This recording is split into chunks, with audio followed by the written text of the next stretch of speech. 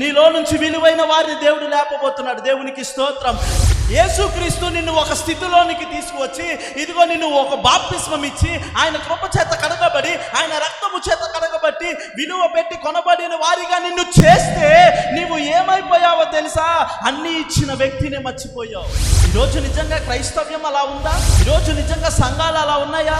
ఈరోజు నిజంగా మానవుని జీవితం అలా ఉందా? ఆనాడు ఇశ్రాయేలీయుల ప్రజలకు ఏమిటో తెలుసా? ఎవరి కింద మగ్గిపోతున్నారంటే, బైబిల్ పట్టుకుంటే తిడతారు, వారి ఆచారాలు పాటిస్తే తిడతారు. ఇదిగో వారిని కనుక యూదులు వారి పనులు చేసుకుంటే ఊరుకోరు. క్రైస్తవ్యం పరిస్థితి కూడా అదే. కారణం ఏంటి? వారి అతిక్రమము. ఈ రోజు నువ్వు సంపాదించే రూపాయి నీ దగ్గర లేదంటే, నువ్వు కష్టపడే రూపాయి నీ దగ్గర లేదంటే, నువ్వు చెమటోర్చి నువ్వు కష్టపడేది ఇదిగో సంచులు వేసేసినట్టు అంటే కారణం ఏంటో తెలుసా? నువ్వు దేవునికి వ్యతిరేకంగా ఉన్నావు. దేవునికి వ్యతిరేకమైనది నీ మనసులో ఉంది. దేవునికి వ్యతిరేకమైనది నీ ఇంటిలో ఉంది. ప్రార్థన. కృప కలిగిన దేవా, దయగల మా తండ్రి, నీ బంగారు పాదాల యొద్దకు ఈ రాత్రి మేమందరము కూడా వచ్చి ఉన్నాం. ఇప్పటి వరకు పాటల్లోనూ ప్రార్థనల్లోనూ అయా మీరున్నారు. ఇప్పుడు జరగబోయే వాక్య పరిచర్యలో కూడా మీరు ఉండండి. అయా నీవు పిలిచిన పిలుపు గెలుపు కొరకే అని అయా ఇదిగో అంశం మీద మేము నేర్చుకుంటుండగా నీ కృపను ఉంచండి. అంశం మీద మేము ధ్యానించి, అంశం మీద పొదిగి, అంశం మీద మేము వర్ధిల్లునట్లు నీ కృప చూపించమని యేసు నామములో అడుగుతున్నాము తండ్రి. ఆమేన్. మనల్ని దేవుడు పిలిచింది దేని కొరకంటే మనల్ని గెలిపించుట కొరకు. దేవునికి స్తోత్రం. ఈ అంశం మీద అంశం మీద ధ్యానం చేస్తుండగా, అంశం గురించి కొన్ని నేర్చుకుంటుండగా దేవుడు పరిశుద్ధాత్మ దేవుడు నా మధ్యలో ఉంచిన ప్రతిది కూడా మనందరము నేర్చుకుందాము. న్యాయాధిపతుల గ్రంథము 6వ అధ్యాయము 1వ వచనం. ఇశ్రాయేలీయులు యెహోవా దృష్టికి దోషులైనందున యెహోవా 7 ఏండ్లు వారిని మిద్యానీయులకు అప్పగించెను. ఇక్కడ మనం చూసినట్లయితే న్యాయాధిపతుల గ్రంథము. న్యాయాధిపతి అనగా ఎవరు అంటే జడ్జి, న్యాయము చెప్పువాడు, న్యాయాధిపతులు. ఎందుకు ఈ మాట ఈ గ్రంథానికి పెట్టారు అని అంటే, అసలు మనం ఒకసారి ఇశ్రాయేలీయుల గురించి చూద్దాము. ఇశ్రాయేల్ అంటే ఎవరండి? మా పెద్దనానో లేదు మా చర్చి పేరు అని మాత్రం చెప్పకండి. ఎవరండి? బైబిల్లో ఉన్న మన పితరులు. అబ్రహాము, ఇస్సాకు, యాకోబు యొక్క సంతానము. 12 గోత్రాల వారిని యాకోబు దగ్గర నుంచి దేవుడు ఏమని పిలిచారంటే ఇశ్రాయేలీయులు అని పిలిచారు. దేవునికి స్తోత్రం. ఈ ఇశ్రాయేలీయులు ఎక్కడికి వెళ్ళారంటే ఐగుప్తులోనికి వెళ్ళారు. ఎవరి ద్వారా? యోసేపు ద్వారా. వెళ్ళిన తరువాత అలాగా వాళ్ళు అక్కడ ఉండి పిల్లలు కనుక ఫస్ట్ ఒక్కడే వెళ్ళాడు అందులోనికి. తరువాత 70 మంది వెళ్ళారు. బయటకు వచ్చేటప్పుడు ఎంతమంది వచ్చారో తెలుసా? 26 లక్షల మంది పైన వచ్చారు. ఈ ఇశ్రాయేలీయుల్ని ఐగుప్తులో నుంచి బయటికి తెచ్చింది ఎవరు? మోషే చనిపోయిన తరువాత నిర్గమాకాండములో ఆ కాండములన్నీ అయిపోయిన తరువాత మోషే చివరిలో చనిపోయిన తరువాత ఆ నాయకత్వాన్ని ఎవరు తీసుకున్నారు? యెహోషువ తీసుకున్న తర్వాత యెహోషువ న్యాయాధిపతుల గ్రంథం 1వ అధ్యాయంలో చనిపోయాడు. మోషే తరం అయిపోయింది, తాతగారి తరం అయిపోయింది. ఇదిగో కొత్తగా ఎక్కిన నాయకుడి తరం అయిపోయింది. ఇప్పుడు వారి పరిస్థితి ఏమిటి? మోషే ఏం చేశాడంటే ఐగుప్తులో నుంచి వారందరినీ బయటికి తీసుకొచ్చాడు. యెహోషువ ఏం చేశాడంటే ఆ తీసుకొచ్చిన వారిని యోర్దాను దాటించి దేవుడు ఏ దేశాన్ని ఇస్తానన్నాడో వారి మీద రాయబడిన భూములు, వారికి ఇస్తానన్న వాగ్దానము చేసిన పాలు తేనెలు ప్రవహించు దేశాన్ని వారికి యెహోషువ వారికి దయచేశాడు.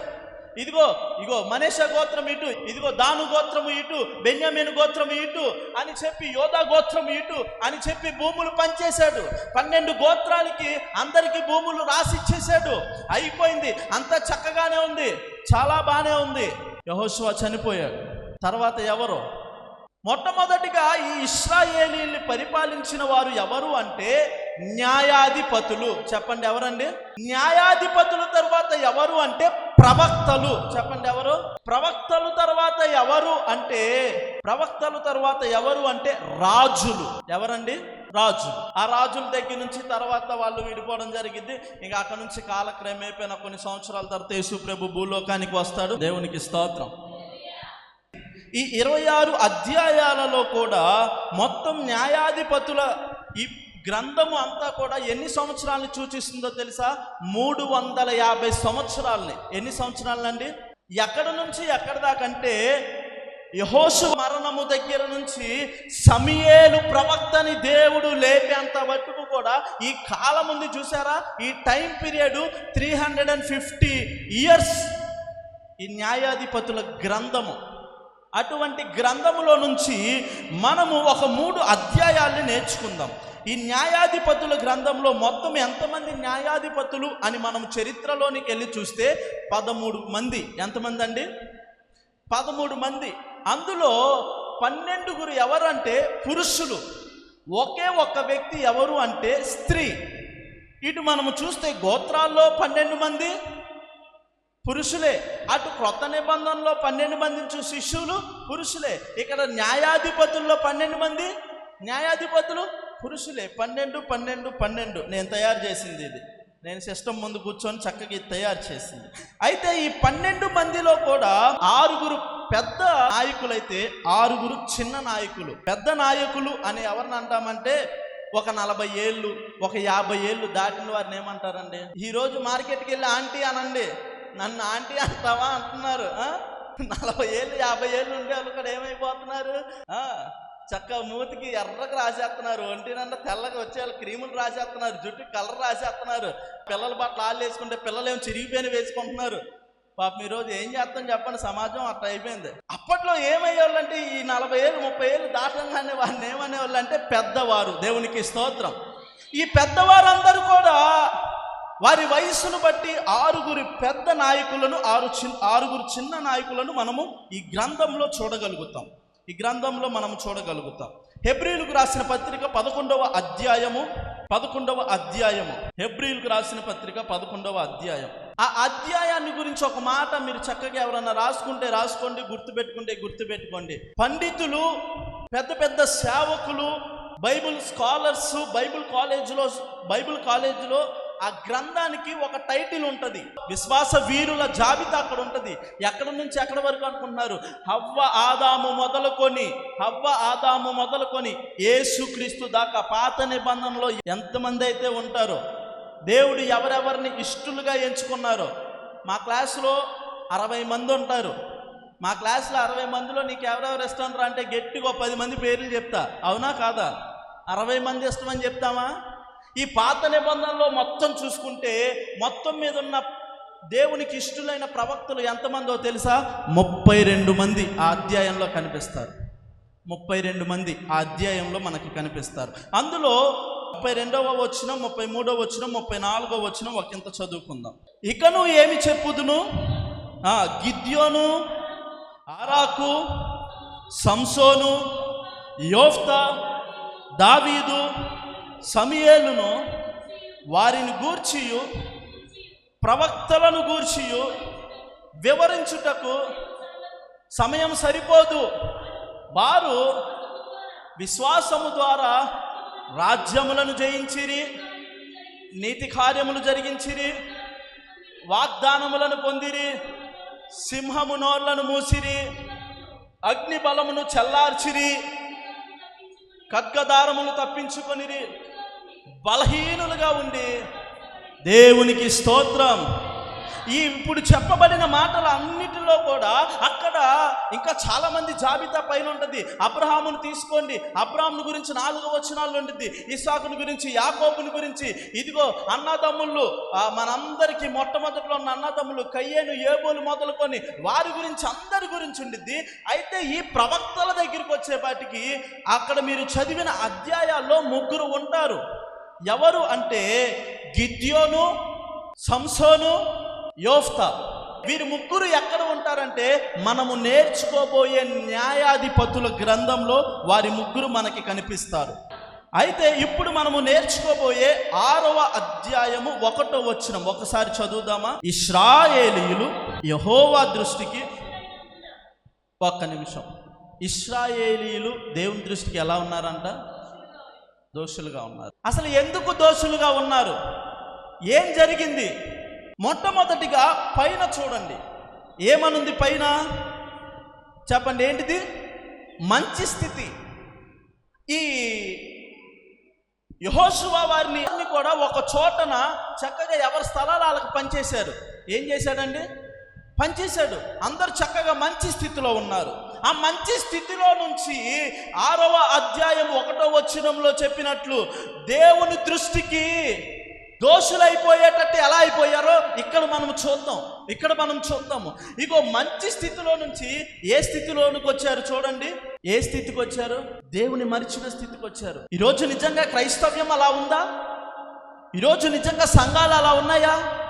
ఈరోజు నిజంగా మానవుని జీవితం అలా ఉందా? మానవుని యొక్క పరిస్థితి అలా ఉందా? నిజంగా ఉంది, నిజమే ఉంది.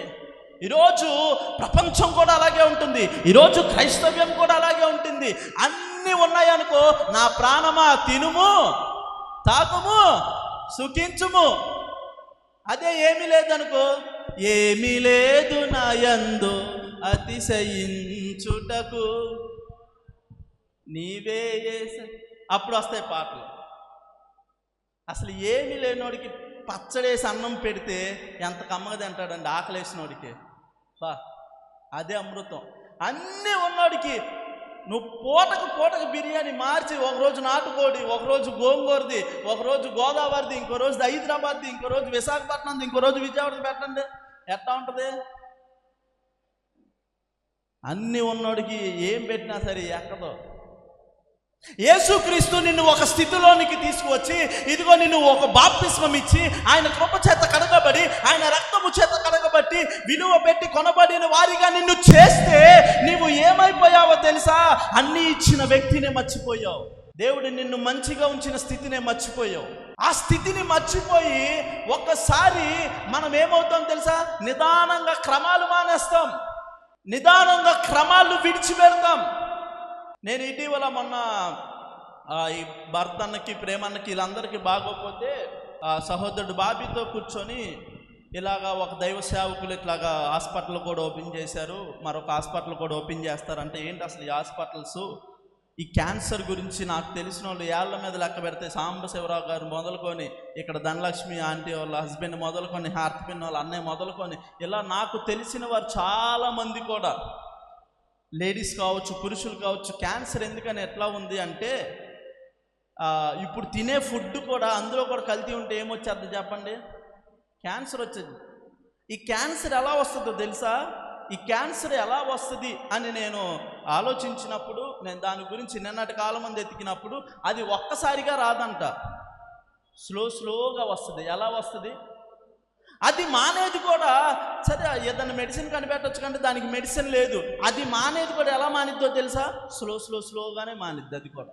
ఈరోజు హైదరాబాద్లో ఉన్న క్యాన్సర్ హాస్పిటల్ కూడా సరిపోవట్లేదంట క్యాన్సర్ పేషెంట్లకి. ప్రతి క్యాన్సర్ హాస్పిటల్ రానున్న దినాలలో అనారోగ్యం అంటే, ఇప్పుడు ఎయిడ్స్ ఉంది కదా, దానికి మెడిసిన్ ఇప్పుడు లేదు. దాని తర్వాత దాన్ని మించే స్టేజ్లో ఏముందో తెలుసా? క్యాన్సర్. ఈరోజు మనం బయట తినే ఫుడ్ నుంచి ప్రతిదీ కూడా ఎలా నీలోనికి వస్తుందో తెలుసా? క్యాన్సరు నిదానంగా వస్తుంది. నీవు దేవుణ్ణి ఎలా విడిచిపెడతావంటే నిదానంగా విడిచిపెడతావు. ఈ ఇశ్రాయేలీలు దేవుణ్ణి ఎలా విడిచిపెట్టారంటే, ఆ స్థితి వారికి రావడానికి గల కారణం ఏమిటంటే, వాళ్ళ సర్కిల్ ఎలా ఉంటుందో చెప్పనా?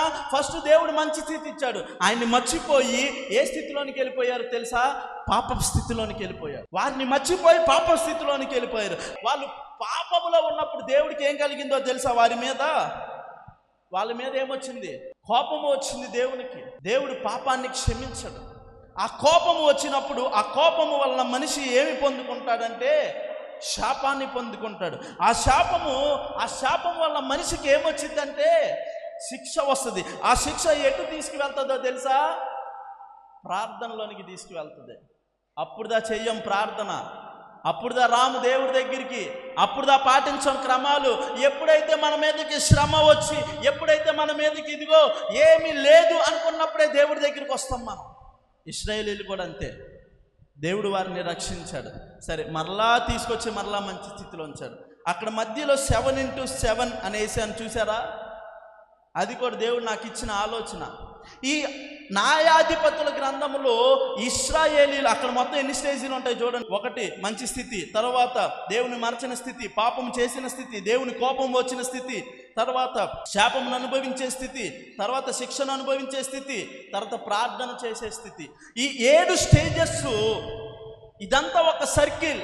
ఇలాగా వీళ్ళు ఎన్నిసార్లు చేశారో తెలుసా? ఈ న్యాయాధిపతుల గ్రంథంలో 7 సార్లు చేశారు. ఎన్నిసార్లు చేశారు? ఒకసారి తప్పు చేశారు, దేవుడు వారిని క్షమించాడు, మరలా వాళ్ళని తీసుకొచ్చి ఆ స్థితిలో పెట్టాడు. మరొకసారి వెళ్ళి తప్పు చేశారు, మరలా అదే చేశాడు. అసలు అలా చేసుకుంటూ వస్తే ఈ న్యాయాధిపతుల గ్రంథము 6, 7, 8 ఈ 3 అధ్యాయాలలో ఒక హీరోని దేవుడు లేపాడు.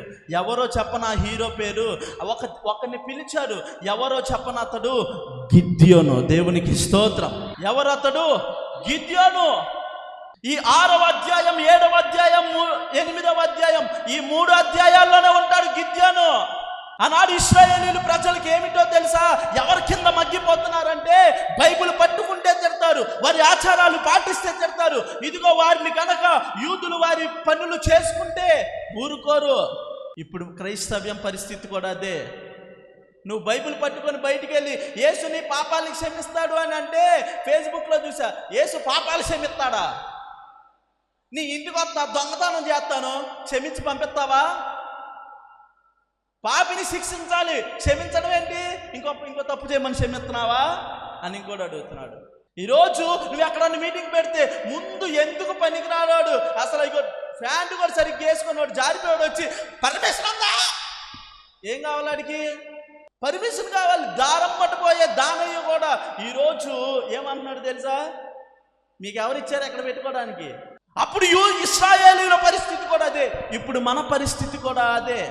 ఒకడు ఏమంటాడంటే, ఎందుకయ్యా ప్రభువా మాకు ఈ పరిస్థితి, మాకెందుకు ఈ పరిస్థితి? పైన మోడీని తీసేవచ్చుగా, అమిత్ షాని తీసేవచ్చుగా, తర్వాత ఇంకోటి ఎవరు అంటారు యోగినాథ్ని తీసేవచ్చుగా, ఇలా ముగ్గురు తీసేవచ్చుగా, అసలు ఏ బాధ ఉండదు భారతదేశానికి అని ఒకడు అంటాడు. క్రికెట్ ఆడేటప్పుడు క్రికెట్ ఆడేవాడు నేను 6లు కొడతా, నేను అవుట్ అవ్వకుండా ఉండాలంటే 3 వికెట్లు తీసేది చాలు, ఇంకా నన్ను అవుట్ చేసేవాడే లేడు అని అంటే, వికెట్లు ఉన్నప్పుడే తెలిసిద్ది ఎంత బ్యాట్స్మెన్ అన్నది. దేవునికి స్తోత్రం.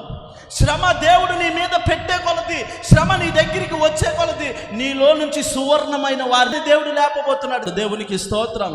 నీలో నుంచి విలువైన వారిని దేవుడు లేపబోతున్నాడు. దేవునికి స్తోత్రం. నీలో నుంచి విలువైన సత్తువ కలిగినది దేవుడు బయటికి తీయబోతున్నాడు. బంగారం బ్రాస్లెట్లు కానీ ఇవి కొనుక్కొని పెట్టుకుంటూ ఉంటాం. దాంతోపాటు ఒక మసిబొగ్గును తెచ్చి పెట్టుకోమంటే పెట్టుకుంటామా? ఎందుకు పెట్టుకోము? మరి చాలా డబ్బున్న వాళ్ళు అదే పెట్టుకుంటున్నారండి. డైమండ్ ఎక్కడి నుంచి వస్తుంది? దాని మీద టైము, ప్రెజరు, దాని మీద కనుక అప్లై చేస్తే దాంట్లో నుంచి ఏమొస్తుందో తెలుసా? డైమండ్లు వస్తాయి. ఏ డైమండ్ ఉన్నప్పుడైతే పెట్టుకుంటావు, బొగ్గుగా ఉన్నప్పుడు దాని మీద ప్రెషర్ అప్లై చేస్తాడు, దాని మీద ఎప్పుడైతే ఒత్తిడి పెడతాడో దానిలో నుంచి విలువ అనేది బయటకు వస్తుంది. దేవునికి స్తోత్రం. ఇశ్రాయేలీలు ఎప్పుడైతే దేవునికి దూరం అయిపోయారో, దేవునికి వ్యతిరేకంగా ఉన్నారో, దేవుడు వారి మీద ఒత్తిడి పెట్టాడు. ఏం పెట్టాడండి? బత్తాకాయలో నుండి జ్యూస్ రావాలనుకో, రామ్మ ఏసునామంలో రామ్మ అని ప్రార్థన చేస్తావా? పిండితో వేస్తా, దాంట్లో ఉన్నదంతా మళ్ళీ లాస్ట్లో అయిపోయిందో లేదు, మళ్ళీ ఎత్తుకొని ఇంకోసారి 2 సార్లు వేద్దాం. చెరుకు మిషన్లో మీరు నమ్మరు నాయన, 3-4 సార్లు వేసిందే మళ్ళీ తిప్పేస్తారు అందులో. ఎందుకంటే అయిపోయింది, ఎందుకంటే నీకు తెలియదయ్యా, నిమ్మకాయ పెట్టి ఇంకోసారి వేసామనుకో అందులో ఉన్నది బయటకు వస్తున్నాం.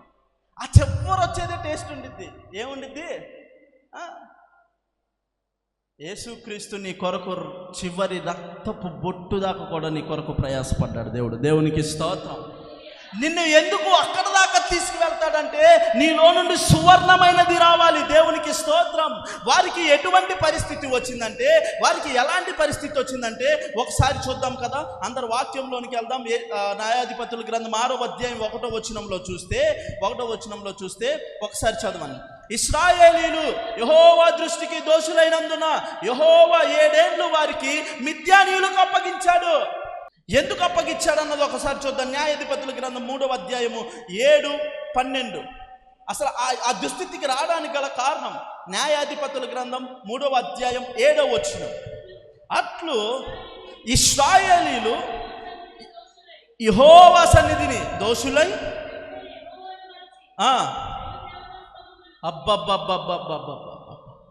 ఏం చేశారంట? అసలు దేవుణ్ణి మర్చిపోయారు. వాళ్ళు మర్చిపోయేట వెళ్తున్నారు.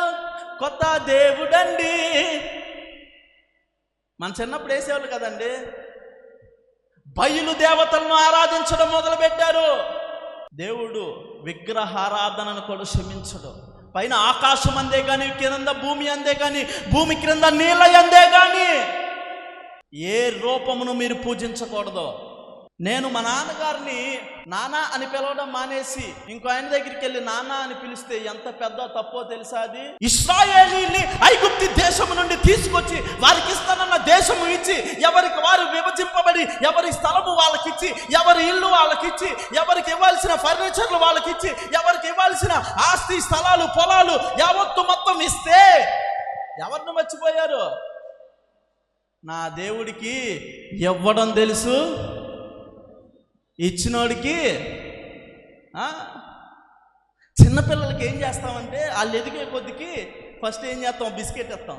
ఇచ్చి అమ్మ ఒకసారి బొమ్మ అని అడిగితే ఇవ్వకపోతే కనిపెట్టేస్తాం. నా దేవునికి ఇవ్వడం తెలుసు, తిరిగి తీసుకోవడం తెలుసు. దేవునికి స్తోత్రం. దేవుడు ఇచ్చాడు, ఎవరిది వారికి ఇస్తే వారు అంతా ఇచ్చిన దేవుణ్ణే మరిచి దేన్ని పట్టుకున్నారంట? వాళ్ళు బయలు దేవతలను, విగ్రహారాధనను వాళ్ళు పట్టుకున్నారు. ఈరోజు మనం అనుకోవచ్చు, అయ్యా మేమేం చేస్తున్నాం ఇక్కడ విగ్రహారాధన మా దగ్గరే ఉంది, మేము వస్తే చర్చికి వస్తున్నాం, లేదంటే ఇంటికి వెళ్తున్నాం. విగ్రహారాధన అనగా ఏమిటి అంటే, దేవుని కంటే దేనినైనా ఎక్కువగా ప్రేమిస్తే అదే విగ్రహారాధన. నేను దేవుని కంటే నా తల్లిదండ్రుల్ని, నేను దేవుని కంటే ఇంకా దేన్నన్నా, ఇదిగో దేవుని కూడా మర్చిపోయి ఈ కెమెరాలు పట్టుకోవడం, ఇటు పనులు చేయడం, ఈ దేవుని మర్చిపోయి ప్యాడ్లు కొట్టేయడం, అసలు దేవుడికి ప్రార్థన చేయకుండా ఓకే వాక్యాలు చదువుకోవడం, ఎట్లా చేశాను అనుకో, దేవుడు దాన్ని మెచ్చడు. First priority is a best priority. దేవునికి స్తోత్రం. నువ్వు మొట్టమొదటిగా దేనికి ఇస్తున్నావు ప్రయారిటీ? వెనకడికి ఒకప్పుడు ఏమని పాడేవాళ్ళంటే, నీ ఉంటే నాకు చాలు యేసయ్యా అని పాడేవాళ్ళు. ఇప్పుడేం పాడుతున్నారు? ఫోన్ ఉంటే నాకు చాలు యేసయ్యా, ఫోన్లోనే వాట్సాప్ ఉందయ్యా, ఫేస్బుక్ చాలయ్యా, యూట్యూబ్ చాలయ్యా, ఇన్స్టా చాలయ్యా. దేంతో గడిచిపోతుంది? రానున్న దినాల్లో ఇంకోసారి చెప్తున్నాను, శాస్త్రవేత్తలు చెప్పారు, మనిషి రెండిటితో బ్రతుకుతాడంట రానున్న దినాల్లో. ఒకటి సెల్ ఫోన్, 2 కరెంట్. ఈ 2 లేకపోతే మనిషి చచ్చిపోయిన స్థితికి వచ్చేస్తాడు. ఒకటి ఫోన్ ఎప్పుడు ఆన్లో ఉండాలి, రెండోది కరెంట్ ఎప్పుడు ఉండాలి. కరెంటు బళ్ళు వచ్చేసినాయి, ఎలక్ట్రికల్ వాచ్లు వచ్చేసినాయి. అంత ప్రపంచం అంతా ఇప్పుడు కరెంటుతోనే నడిచిద్ది. రానున్న దినాల్లో కూడా నువ్వు కరెంటు చెప్పులో ఏవో ఉంటాయంట, అవి వేసుకొని నువ్వు ఎక్కడికి వెళ్ళాలో ఎట్లా ఉండిద్ది, సప్పమని అనుకుంటే నువ్వు అక్కడికి వెళ్ళిపోతావు. ఈరోజు మనిషి దేనికి ఎక్కువ ప్రయారిటీ ఇస్తున్నాడు? ఇశ్రాయేలీలు దేవుణ్ణి మర్చిపోయి 12వ వచనం ఒకసారి చదవండి. 3వ అధ్యాయం 12వ వచనం.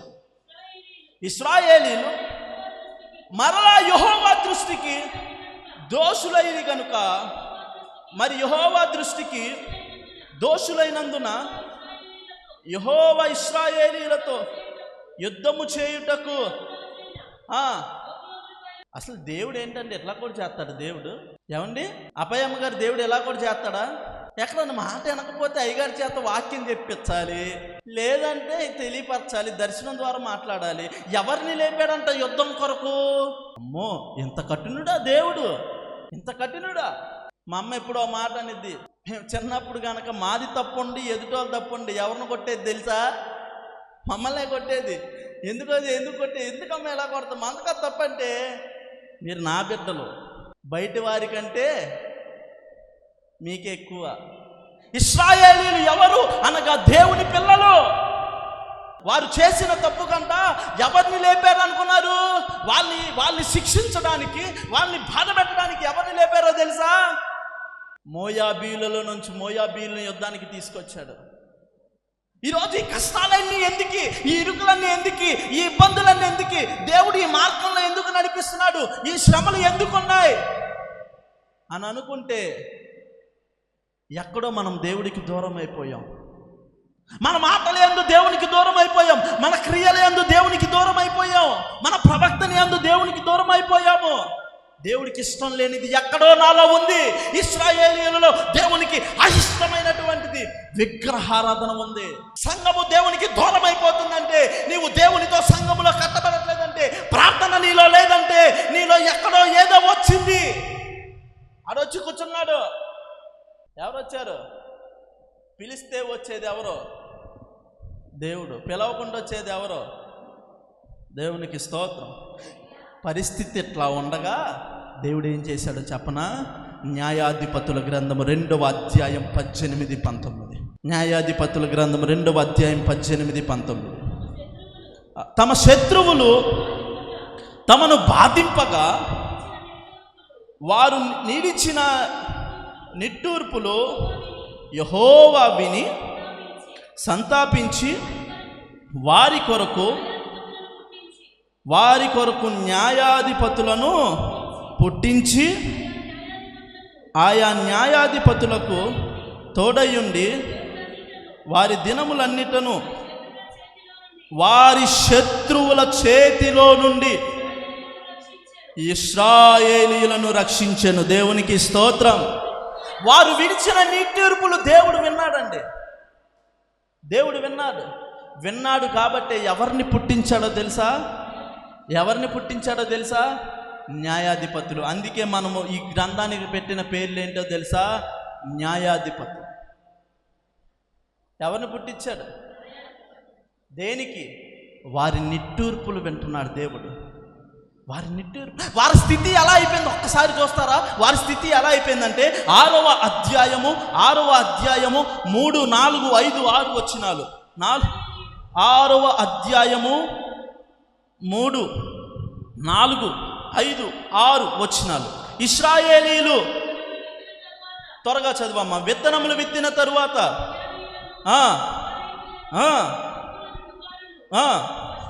తమ పశువులను వచ్చి వారి ఎదుట దిగి పాడు చేసి ఒక గొర్రెను కానీ, ఒక ఎద్దును కానీ, గాడిదను కానీ ఉండనీయలేదు. వారును వారి ఒంటెలను లేక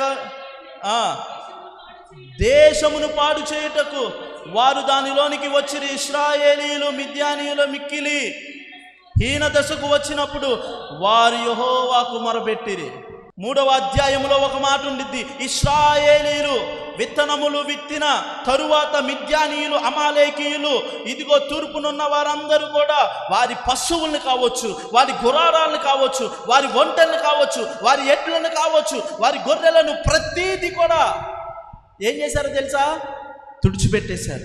వీళ్ళేమో విత్తుకోవడం, వీళ్ళేమో పెంచుకోవడం, వీళ్ళేమో ఇదిగో సంపాదించుకోవడం, ఇదిగో వాళ్ళందరూ వచ్చి దోచుకొని వెళ్ళిపోవడం. వీళ్ళేమో పశువులు పెంచడం, మందలుగా చేయడం, వాళ్ళు రావడం, దోచుకోవడం. ఎక్కడదా తరిమారంటే వీళ్ళని ఎక్కడదా తరిమారంటే ఒక్కసారి 4వ వచనములో చూడండి. 4వ వచనములో వారి ఎదుట దిగి ఎక్కడ దాకంట? గాజా అంటే మీకు అర్థమయ్యే భాషలో చెప్తాను చూడండి. ఒకవేళ గనక జరగదు, పాకిస్తాన్ వాళ్ళు గనక మనల్ని ఆక్యుపై చేశారనుకో, ఎక్కడదా తరుముతారో తెలుసా? కింద ఉన్నటువంటి శ్రీలంక దాకా తరుముతారు. ఇటువైపు వచ్చే సముద్రాలు చుప్పర్ దాకా తరుముతారు. బోర్డర్స్ ఇంకా అక్కడ దాకా ఏం లేదు. వీళ్ళు తెచ్చుకున్న పంట తినేస్తున్నారు, వీళ్ళు పెంచుకుంటే పశువులు తినేస్తున్నారు, వీళ్ళు తెచ్చుకుంటే ద్రవ్యం తినేస్తున్నారు, ప్రయాణం చేసే ఒంటలు తీసేసుకుంటున్నారు. కారణం ఏంటి? వారి అతిక్రమము. ఈరోజు నువ్వు సంపాదించే రూపాయి నీ దగ్గర లేదంటే, నువ్వు కష్టపడే రూపాయి నీ దగ్గర లేదంటే, నువ్వు చెమటోర్చి నువ్వు కష్టపడేది ఇదిగో సంచులు వేసేసినట్టు అంటే కారణం ఏంటో తెలుసా? నువ్వు దేవునికి వ్యతిరేకంగా ఉన్నావు. దేవునికి వ్యతిరేకమైనది నీ మనసులో ఉంది, దేవునికి వ్యతిరేకమైనది నీ ఇంటిలో ఉంది, దేవునికి వ్యతిరేకమైనది నీ దగ్గర ఉంది. నీ భర్త మారట్లేదంటే కారణం నువ్వు దేవునికి వ్యతిరేకంగా ఉన్నావు ఎక్కడో. ఇశ్రాయేలులు ఎంతో సంపాదించుకొని వారి స్వదేశం అనుకొని దేవుడిచ్చిన స్థలాన్ని వదిలిపెట్టి వెళ్ళిపోవాల్సి వచ్చింది, సొంత ఇల్లుని వదిలిపెట్టి వెళ్ళిపోవాల్సి వచ్చింది, సొంత భూమిని వదిలిపెట్టి వెళ్ళిపోవాల్సి వచ్చింది. కారణం ఎక్కడికి వెళ్ళిపోయారు తెలుసా? తినడానికి తిండి లేక, ఇదిగో కట్టుకోవడానికి బట్టలు లేక, ఉండడానికి గొడారాలు లేక ఎక్కడికి వెళ్ళిపోయారంటే 2వ వచనం చదవండి, 6వ అధ్యాయం 2వ వచనము. అమ్మమ్మమ్మమ్మమ్మో ఏమైపోయిందో తెలుసా? ఈ శత్రువుల చెయ్యంట ఇశ్రాయేలీయుల మీద కంటే హెచ్చైపోయింది. అక్కడికి వచ్చింది మిద్యానీయులే కాదు, ఇంకా వారితో పాటు ఇంకెవరెవరు వచ్చారంటే అమాలేకీయులు వచ్చారు, తూర్పులో ఉన్న వారందరూ కూడా వచ్చారు. వారి మీదకి యుద్ధం. ఒక్కోసారి మన సిచ్యువేషన్స్ కూడా అలాగే ఉంటాయి తెలుసా? ఒక్కసారిగా సడన్గా అనుకోని విధంలో ఒకదానేమంట దెబ్బ తగులుతానే ఉంటుంది, దెబ్బ తగులుతానే ఉంటుంది. నిజంగా మనకు అలాంటి సిచ్యువేషన్స్ చాలాసార్లు ఎదురవుతానే ఉంటాయి, చాలాసార్లు. కారణం ఏంటో తెలుసా? ఎక్కడో మనం దేవునికి దూరంగా ఉన్నాం, ఎక్కడికో దేవుడికి వ్యతిరేకమైన మనలో ఉంది. అసలు ఎలా అయిపోయారంటే వాళ్ళు, ఇదిగో మిద్యానీయుల చెయ్యి ఇశ్రాయేలీయుల కంటే హెచ్చైపోయి వారు మిద్యానీయుల ఎదుట నిలువలేక కొండలలోనున్న వాగులను, దుర్గములను, గృహలలో తమ కోసము భద్రమైన స్థావరాలను ఏం చేసుకున్నారు అనుకున్నారు? అరే ఇక్కడ ఏంటి అంటే పాలు తేనెలు. ఇక్కడేంటిది? అక్కడేంటిది? కొండల్లో, ఆ లోయల్లో, వాటిల్లోనికి. నా దేవుడు మనల్ని ఎక్కడ తిరిగిచ్చాలనుకుంటున్నాడో తెలుసా? బంగారు రాజా వీధుల్లో నన్ను నడుపుమో యేసయ్యా. మనం ఎక్కడికి వెళ్తాం తెలుసా? ఇగో పాపం దగ్గరికి, ఆ పాడు బంగ్లాలోకి. మనం ఎక్కడికి వెళ్తాం తెలుసా? బ్రాంతి షాపుల్లోనికి. అరే దేవుడు ఇట్లా బంగారు వీధి రాస్తున్నా నీ కోసం. అందుకే ఒక భక్తుడు ఏమంటాడు తెలుసా? నా కాళ్ళు నడిచిన వంకర త్రోవలకై ఆయన ఏమైపోయాడండి? కాళ్ళకు బ్రేకులు కొట్టుకున్నాడు. ఈ ఇశ్రాయేలీయులు చేసిన ఇదిగో అప్పుడెప్పుడో మీరు బాధపడ్డారు కదా, అక్కడ ఆ ఐగుప్తులో బాధపడ్డావు కదా, ఆ చెన్నింట్లో ఉన్నప్పుడు బాధపడ్డావు కదా, ఇగో ఇప్పుడు బిల్డింగ్ కట్టించాను కదా, ఇంకా దేవుణ్ణి ఆరాధించవచ్చు కదా, ఇగో నీకు లేనిది ఇచ్చాడు కదా దేవుడు, మంచి జాబ్ ఇచ్చాడు కదా, దేవుడికి ఇవ్వాల్సింది ఇవ్వాలి కదా, దేవుడితో ఆరాధించాలి కదా. అబ్బే లేదు, ఇంకా అప్పుడు ఇంకా తక్కువ ఉండేది, ఇప్పుడు డబ్బులు ఎక్కువ వస్తున్నాయిగా, ఇంకా ఎక్కువ దేవుడు దూరం అయిపోయాం. ఏం చేస్తాడు తెలుసా? వెనకాడికి ఒక ఆమె ఎట్లాగే పాటర్ గారు అయ్యా మా గురించి ప్రార్థన చేయండి అయ్యా, ఇంట్లో ఇబ్బందిగా ఉంటుంది అయ్యా, ఒక గేదె కొనుక్కోవాలనుకుంటున్నాం అయ్యా అన్నారు. ఏం కొనాలంట? ఆ ఫోన్లో పాటర్ గారు ఏం చేస్తారు? ప్రభా బిడ్డను మీరు దీవించమని, గేదెను మీరు దయచేయమని వేస్తున్నాం అడుగుతున్నాను తండ్రి, ఆమెనా. మరి వచ్చే వారానికి అయ్యా దేవుడి కృపను బట్టి గవర్నమెంట్ వాళ్ళు లోన్ ఇచ్చారయ్యా, ఒక గేదెను కొనుక్కున్నానయ్యా దేవుడి కృపను బట్టి, పర్లేదమ్మా.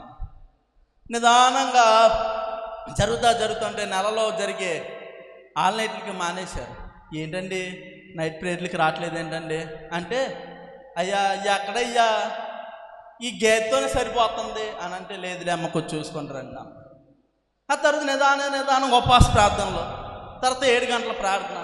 ఏంటమ్మా ఏమైందంటే, అయ్యా మీరు చేసిన ప్రార్థన ఫలిస్తుంది, మా ఇంట్లో అభివృద్ధి గిన్నె నిండి పొంగి పొర్లిపోతుంది అయ్యా, ఎట్టిపోతుందో తెలియట్లేదు, మరి యేసునామంలో అట్ట పొర్లిపోయి పిల్లలు పెట్టేసింది 2 పిల్లలు. వీటి తల్లి చేసుకోపోయాల్సింది తల్లికి అయిపోయింది, ఆ పిల్లలు చేయాల్సి వస్తుంది అయ్యా. ఆశీర్వాదం మీ ప్రార్థన అయ్యా మా ఇంట్లో బలంగా ఫలించింది అయ్యా.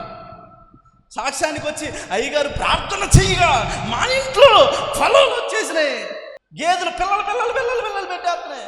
సాక్ష్యం అయిపోగా నిదానంగా ఏంటమ్మా అట్లా అలా నిదానంగా క్రమాలు పోయే, ఉపవాస ప్రార్థనలు పోయే, తర్వాత 7 గంటల ప్రార్థనలు ప్రార్థనలన్నీ పోయినాయి. నిదానం రాను అప్పుడు అమ్మ అలా ఉండబాకమ్మ అంటే, అయ్యా అడ్డులన్నీ తొలగిపోవాలి, ఏ స్నాములు అడ్డు గోళ్ళని పోవాలని బలంగా నెత్తి మీద చేపెట్టి ప్రార్థన చేయండి అయ్యా అని అయ్యగారు ప్రార్థన చేసి ఏసు నామములు అడ్డుకున్న ప్రతిది పోవులు కాక అన్నాడు. అంతే.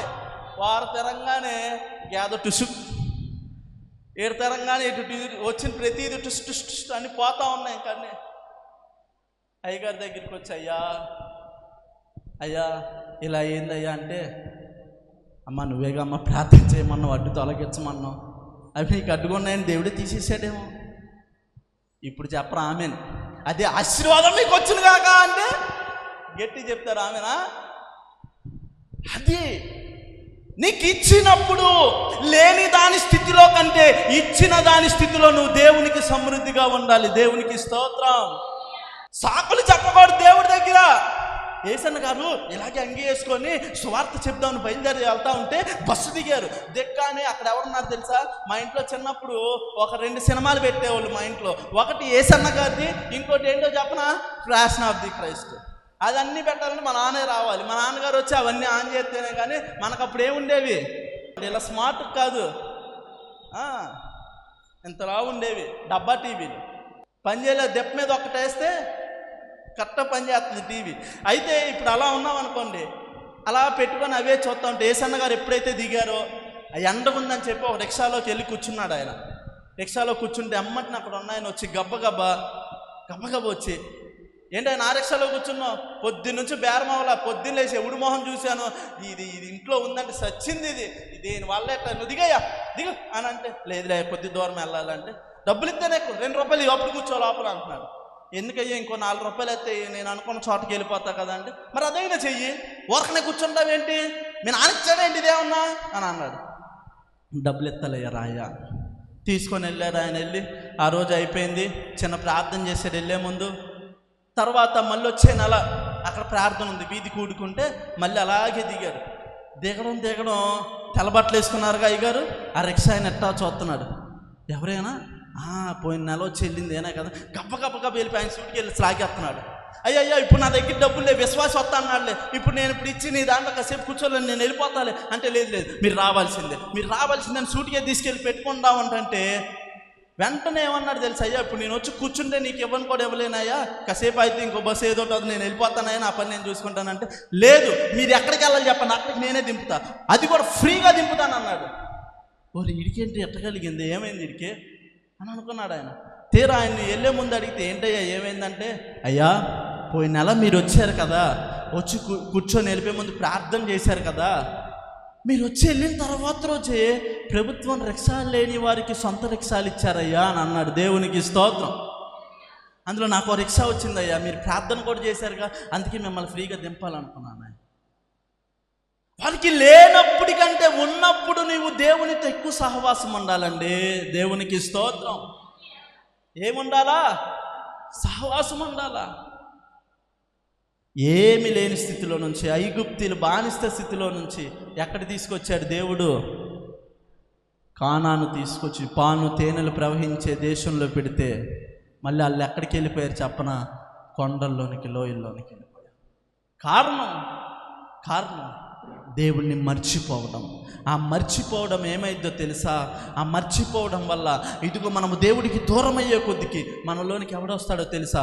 అపవాదిగాడు వస్తాడు. అపవాదిగాడు వచ్చినప్పుడు, నీలోనికి పాపం వచ్చినప్పుడు దేవుడు దాన్ని ఏమాత్రం సహించడు. పాపం వలన వచ్చు జీతము, దాని వలన వచ్చే ప్రతీది కూడా, నువ్వు పాపం వల్ల వచ్చే శాపాన్ని అనుభవించాలి, దానివల్ల శ్రమను అనుభవించాల్సి వచ్చింది. అప్పుడు నువ్వు ప్రార్థన చేస్తావు, దేవుడు పోనీలే ఆయనకి జాలి మనసు ఉంది కదా, ప్రేమించే మనసు ఉంది కదా. పలుమార్లు దేవుడు ఇశ్రాయేలీల పట్ల కృపను చూపిస్తానే వచ్చాడు. అప్పుడు తప్పు చేశారు, క్షమించాడు. ఇప్పుడు తప్పు చేశారు, క్షమించాడు. పలుమార్లు. దీన్ని అందుకే ఏమంటారో తెలుసా? న్యాయాధిపతుల్లో ఇశ్రాయేలీలు చేసిన దాన్ని చైన్ టైప్ ఉంటుందంట. ఇది ఎలా ఉంటుంది?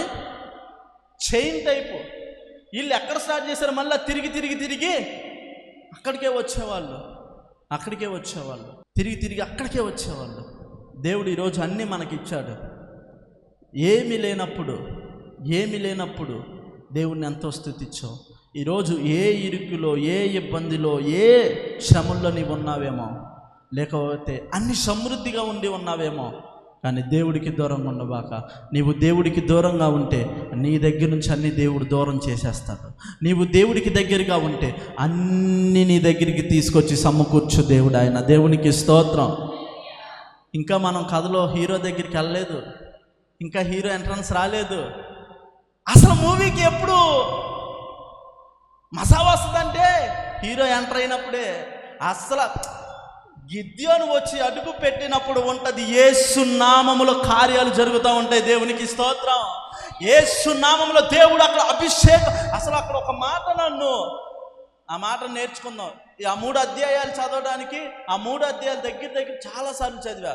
అందులో మాట ఉన్నది, మీరు ఇళ్ళ దగ్గర చదివి, ఇంటి దగ్గర చదివి, రేపు వచ్చే బుధవారం నాకు చెప్పాలి. బలమైన మాట అక్కడ ఒకటి ఉంటుంది. క్లూ కూడా ఇస్తా, ఆవయిస్తాడు దేవుడు. క్లూ కూడా ఇచ్చాను. దేవుడి చిన్న మాటలు దీవించి ఆశీర్వదించును కాక. అందరు ప్రార్థన చేద్దాం, కళ్ళు మూసుకుందాం. పరిశుద్ధాత్మ దేవుడి రాత్రి మనతో మాట్లాడినట్లు. ప్రభువా, నిజమే ప్రభువా, నా వ్యక్తిగతంగా నువ్వు నన్ను అభిషేకించినప్పుడు యథార్థమైన మనసుతో ప్రార్థన చేయండి. యథార్థంగా ఏకీభవించొద్దు. నీ మనస్సులో నువ్వు ఏ స్థితిలో ఉన్నావో అది దేవుడికి తెలుసు. నువ్వు ఎలా ఉన్నావో, నీ విశ్వాసపు యొక్క పరిమితి ఏ విధంగా ఉందో దేవుడికి సమస్తము ఎరుగును. ఆయన సమస్తము ఎరుగును. ఆయన దగ్గర ఏది కనుమరుగేలేదు. ఈరోజు ఎందుకు నువ్వు అన్ని దూరంగా కోల్పోతున్నావంటే నీలో ప్రార్థన లేక, నువ్వు దేవునితో గడపక. అన్నీ ఇచ్చాడు కదా సహోదరుడా, నీకు అన్నీ ఇచ్చాడు కదా సహోదరి. అన్నీ ఇచ్చినప్పుడు దేవుణ్ణి ఎందుకు దూరం పెట్టుకుంటున్నావు నువ్వు? ఆయన బాధపడుతున్నాడు నీ గురించి, ఆయన కన్నీరు కారుస్తున్నాడు నీ గురించి. నా బిడ్డ ఎప్పటికైనా తిరిగి వస్తాడు, నా బిడ్డ ఎప్పటికైనా ఆ పాపంలో నుంచి బయటకు వస్తాడు. తప్పిపోయిన కుమారుడి అన్న తండ్రి చూస్తున్నట్టు దేవుడు నీ కోసం చూస్తున్నాడు. ఈ రాత్రి దేవుడు నీ కోసం కలువరి సిలువలో 2 చేతులు చాపి, నా కుమారుడా, నా కుమార్తె, ఈ లోకము శాశ్వతమైనది కాదు, ఈ లోకము ఎన్నదగినది కాదు. ఆయన దగ్గరికి రమ్మని దేవుడు పిలుస్తున్నాడు. ప్రార్థన చేద్దాం ఎవరికి వారు వ్యక్తిగతంగా. ఏ సమస్యల్లో దేని బట్టి మనం ఇదైపోయి ఉన్నాము. దయగలిగిన మా తండ్రి, నీ కొందనాలు, స్తుతులు, స్తోత్రాలు ప్రభా. మా వ్యక్తిగతంగా మేము అనేక మార్లు నీకు దూరం అయిపోయాం, అనేక సార్లు దూరం అయిపోయామయ్యా. దయతో క్షమించు ప్రభా. మా నోటి మాటలు బట్టి నీకు దూరం అయిపోతున్నానయ్యా, నా ప్రవర్తన బట్టి దూరం అయిపోతున్నాను, నా క్రియలను బట్టి నీకు దూరం అయిపోతున్నానయ్యా. నువ్వు నన్ను బంగారు రాజా వీధుల్లో తిప్పాలనుకుంటున్నావయ్యా. అయ్యా, ఇదిగో నీవు నన్ను నాయన వాగ్దాన దేశములో నిలబెట్టి పాలు తేనెలు ప్రవహించే ఆ రాజ్యంలో నీవు నన్ను ఉంచాలనుకుంటున్నావయ్యా. నా కొరకు బంగారు భవిష్యత్తును దాచుంచావయ్యా. కానీ నేను ప్రభువా వాటిని మరచి ఈ లోకంలో తిరుగుతున్నామేమో. దయతో క్షమించు ప్రభువా. అయ్యా, నీ దగ్గరికి చేర్చుకో ప్రభువా. అయ్యా, మా నోటి మాటలు యందు, మా ప్రవర్తన యందు, అన్ని విషయాలలో నీ కృపనుంచమని. నీకంటే దేనిని మేము ఎక్కువగా ప్రేమించక నిన్నే ప్రేమించే కృపను మీరు దయచేయమని, నీ కృపనుంచమని, నీ కాపుదలు ఉంచమని. అయ్యా, రేపు జరగబోతున్న ఆరాధన, సండే స్కూల్ పరిచర్యలు, అయ్యా గన్నవరం, ముస్తాబాదు నాయన, అయ్యా విజయవాడలో నాయన, ప్రపంచవ్యాప్తంగా ఎక్కడెక్కడ ఆరాధనలు జరుగుతున్నాయో అన్నిటి మీ చేతులకు అప్పచెప్తూ, రేపు ఎవరు విశ్వాసులు ఇళ్ళ దగ్గర ఉండకుండా, ఏ క్రైస్తవుడు ఇంటి దగ్గర ఉండకుండా ప్రతి ఒక్కరు నీ మందిరంలో గడిపే కృపను దయచేయమని యేసు నామములో అడుగుతున్నాము తండ్రి.